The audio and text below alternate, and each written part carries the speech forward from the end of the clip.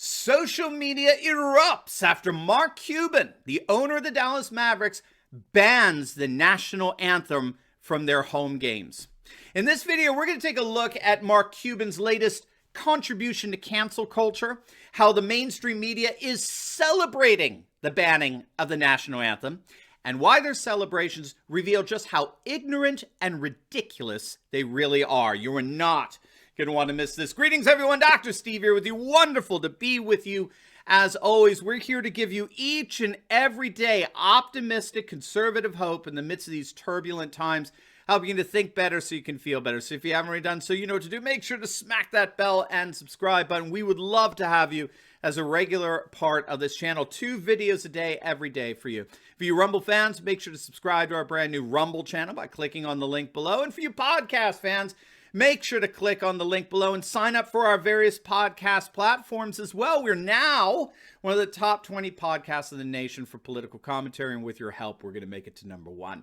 But first of all, let's give a huge shout out to the sponsor of this video, and that's our good friends over at Virtual Shield. Gang, now, if you're not using what's called a VPN or virtual private network on your desktop, tablet, or mobile device while browsing the internet, you really are exposing yourself to a lot of potential danger, but protecting yourself online has simply never been easier. And to make it even better, Virtual Shield is offering our audience 50% off all VPN plans and all premium add-ons. So do not wait. This is a limited time offer. Click on that link in the description below and sign up for a free 30-day trial to Virtual Shield VPN today. All right, again, let's dive right in here. Mark Cuban, owner of the NBA team, the Dallas Mavericks, has announced that the national anthem will be officially canceled from all home games from now on. Speaking to The Athletic, Cuban said that it was his decision to eliminate the tradition of playing the anthem before the games, which of course has become controversial of late due to a number of players kneeling, refusing to stand up for the anthem as required by NBA rules and policy, but which the commissioner, Adam Silver, is too spineless to enforce. Now, the New York Post reports that Cuban has been rather vocal about his support for those who have been kneeling during the playing of the anthem, telling ESPN last July, quote, "If they, the players, were taking a knee and they were being respectful, I'd be proud of them." And he even said that he hoped he would, quote, "join them because I think we've learned a lot since 2017. So now we have Mark Cuban taking cancel culture to a whole new level. I think one that would impress even the leaders of China that Cuban has worked so tirelessly to please over the last year. That's certainly how Steven Cruiser over at PJ Media put it. Mark Cuban's ugly Chi-Com mating ritual is now complete. Cruiser details how Cuban and the NBA found a lucrative friend in China, with NBA players as well as Cuban transforming into reliable propagandists for the CCP. And you'll note that the radical respect that Cuban has for China's government contrasts starkly with the hypercritical remarks he's made towards American society. Well done. Speaking of that, so what do Americans think of Cuban's latest contribution to cancel culture? Well, obviously the response on social media was visceral, to say the least. And amidst the outcry, Cuban tweeted out, quote, "The national anthem police in this country are out of control. If you want to complain, well, then complain to your boss and ask why they don't play the national anthem every day before you start work. Huh?" Now, interestingly, if you look for that tweet, you won't find it because Cuban deleted it. That's perhaps because of the pathetic display of a complete incompetence in logic that the tweet exemplified. Unfortunately, the fallacious nature of the tweet didn't seem to bother the cultural Marxists of the mainstream media. They love this idea. They love it. Look at some of the headlines today from SB Nation. Mark Cuban is standing up to patriotism for profit in sports. The Baltimore Sun. Mark Cuban is taking the brave and right path by no longer playing the national anthem before Dallas Mavericks home games. But my favorite defense of this cancel culture on steroids has got to be an article from USA Today, which is really nothing more than an ultra-left propaganda rag at this point. Take a look at this headline. Mark Cuban's decision to not play national anthem before games will surely draw outrage, but it is long overdue. Yes, the bumbling, moronic proletariat out there are going to be outraged. Of course they will. But that's only because we all know that they're a bunch of irrational and repressive knuckle-draggers. But we, the enlightened woke of the world, we will tell you, we will dictate to you why all this outrage is nothing more than deplorable ignorance. Now, this is a piece by a left-wing activist disguised as journalist. Her name's Nancy Armour. And let me read a bit of it for you because I think it's very enlightening, but not in the way this author might think. Quote, "The national anthem police in this country are out of control," Cuban said on Twitter. "If you want to complain to your boss and ask why they don't play the national anthem every day before you start work," okay? And so she goes, and so this author comes, "Mark Cuban is right. We don't play the Star-Spangled Banner before concerts or movies. We don't hear it at rec leagues, soccer games, or school plays. We don't stand at attention and listen to it before we start our work days. If it doesn't belong at those events, and clearly it doesn't, well, I mean, since there hasn't been any widespread movement to make it a staple of our daily routine, but if it doesn't belong at college and professional sport, it doesn't belong at professional sporting events either." All right, so obviously she doesn't recognize what's called the fallacy of equivocation, all right? Because we don't pray before we go to the bathroom, well, that must mean we shouldn't be asking grace before a meal either, right? I mean, another way of thinking about it is we're mixing apples and oranges here. I mean, what this activist omits from her obviously very selective memory is the fact that sports in the context of Western civilization have a long history of being linked to national identity, going all the way back to the ancient Greeks and the Olympics.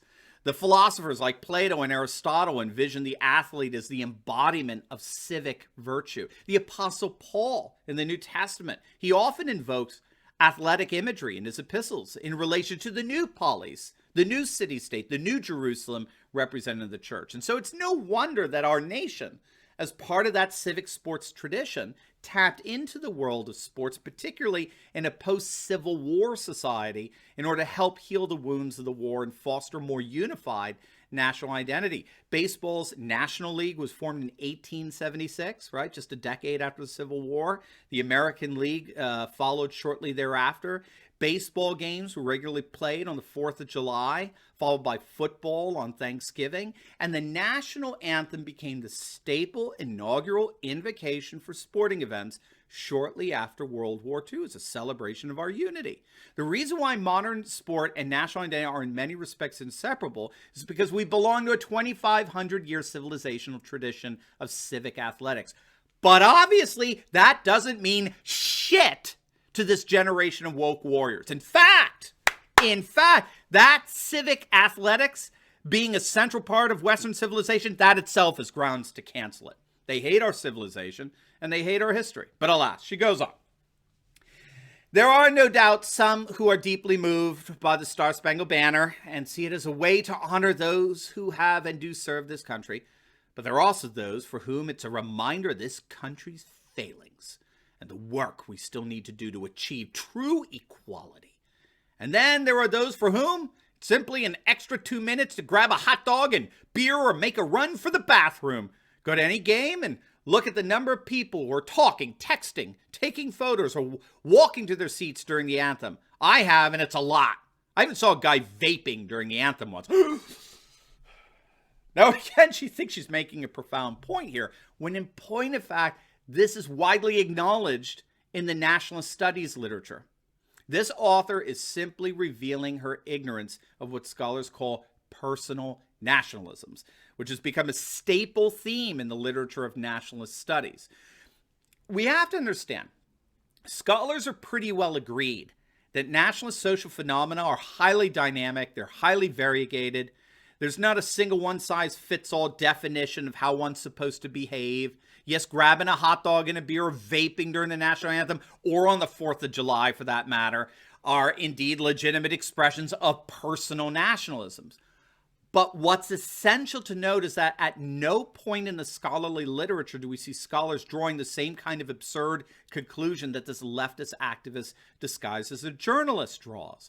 Personal nationalisms do not denigrate or negate the essential role that nationalist expressions have in cultural unity. You can have unity without uniformity, right? I expect my Marines to be standing at attention, even though the guy next to me may be drunk and won't stop talking. It's all about how the rituals make an actual community. She goes on. Those committed to the culture wars will see Cuban's decision as an attack against the real America, a betrayal of the values and traditions that true patriots hold near and dear, and they will register their opposition with righteous indignation. Let me stop her there. Correct me if I'm wrong, but doesn't a war require two sides? Isn't it rather obvious that there are those equally committed to the culture wars who will applaud Cuban for helping rid the NBA of what many consider to be symbols of oppression and white supremacy, just like this author?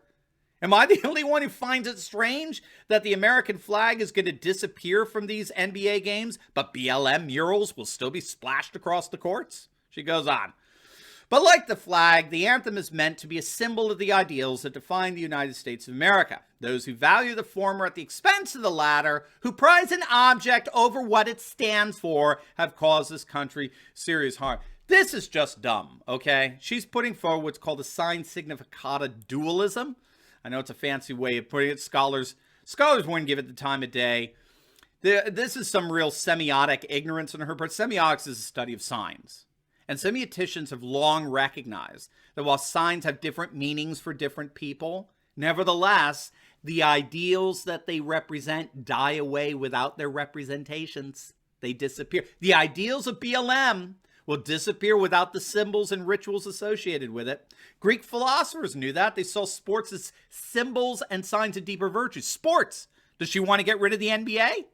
The NBA is a sign, isn't it? So there you go. As you can see, Mark Cuban is granting leftists their wish. He's part of the gradual elimination of any national identity affirmed outside of the bounds of their cultural Marxism.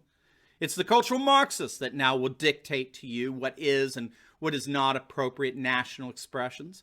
Mark Cuban is giving to the left precisely what they've been wishing for: the canceling of our ceremonies and nationalism that have not been devised or approved of by the woke left.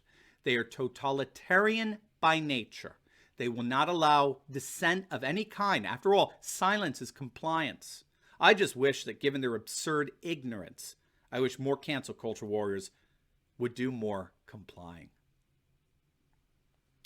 Now, before you go, make sure to like this video, comment down below, and subscribe to my channel. You'll definitely want to check out my latest video. I just uploaded it on how the nation of Hungary, the nationalist, populist people of Hungary, are leading, are experiencing nothing less than a nationalist, populist marriage and baby boom. You're not going to want to miss it. So make sure to click on the link, and I will see you over there.